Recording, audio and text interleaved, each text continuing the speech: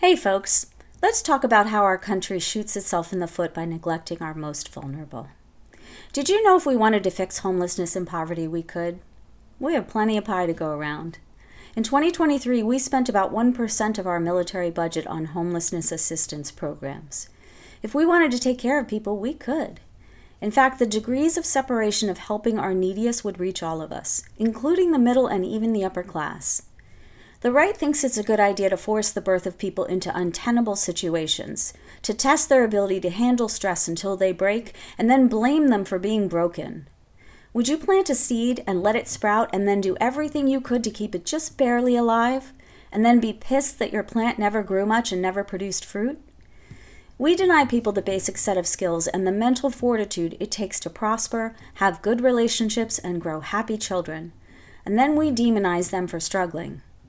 We don't nurture the people who are already here, and the right wants to multiply the people we've chosen to neglect. We know exactly what it does to a body to live in struggle. Humans are amazing, but we're not that complicated. We're all wired the same way. Look at the basics of visual perception. As humans, we all look at a picture plane and respond to a man-made shape faster than an organic shape. Contrast gets our attention first. We see a moving object before we see a static object. Well, that shit is true for everything in our biologically amazing bodies. Our physical needs are similar, our relational needs are similar, our need for curiosity and expression and safety are wired in.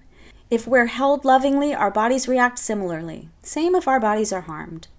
If we're fed, housed, inspired, encouraged, and enabled, we actually access more of our brain than if we're raised in fight or flight. With more of our brain functioning, we do better. When we do better, we contribute to the collective and everyone is better for it. Even just implementing things that seem small like free preschool or affordable childcare or maternal and infant care would change the entire nation. The energetic shift from relieving some of the stress and fear on that faction of people would eventually be felt by all of us. And good gains momentum just as much as bad. The gains would spin faster and faster. Look at any study of any town, company, school, or family. Any study measuring what happens when people are empowered to do better. They all have an obvious outcome. People do better. Towns, companies, schools, and families do better. The model we live by in the U.S. is at direct odds with all of our best interests. What a waste of our potential. And you know what? All it would take is some faith from the people who crow about giving poor people handouts.